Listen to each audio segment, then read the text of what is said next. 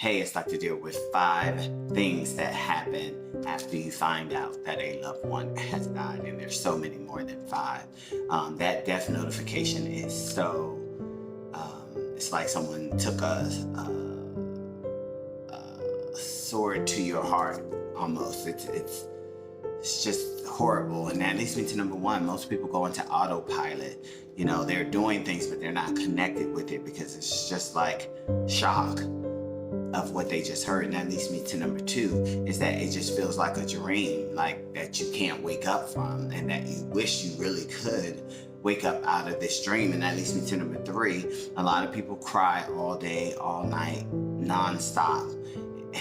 It's just like your body is hurting so bad that it has to release those tears. And that leads me to number 4, is that you can't focus on anything. It's almost like you have to sit there with yourself, because it's almost like you can't move, you can't do anything, and so you can't focus on anything, you can't get anything done. It's just like your body is saying, wait a minute, slow down, we have to process what we just heard. And that leads me to number 5, is when you start to think about, you wish you could turn back the hands of time so that that person could be alive, that you're not sitting in this moment that you're sitting in right now.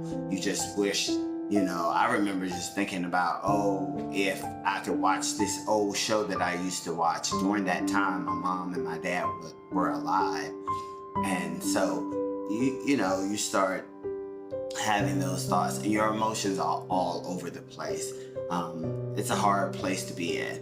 So if this is you and you've just been notified that your loved one has passed away, I'm praying for you. It's a hard moment. Everything's gonna feel dark.